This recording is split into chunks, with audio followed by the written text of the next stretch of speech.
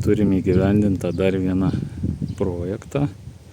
53 kvadratų gyvenamojo ploto sodo namelis, Kuršėnų rajonas, Šiauliai.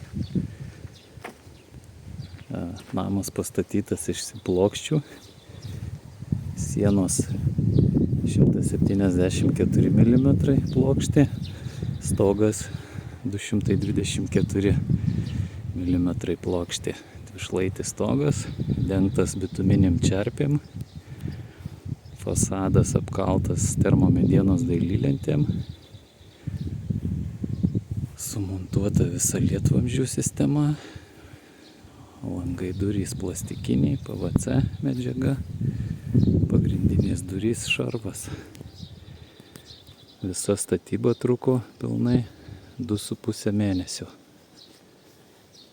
Gražus, tvarkingas namelis su vertikaliai sukaltom dailylentėm, kas Šiaulių rajone yra retenybė. Kaimynai važiuoja, žiūri ir stebisi, kaip čia taip gražiai atrodo.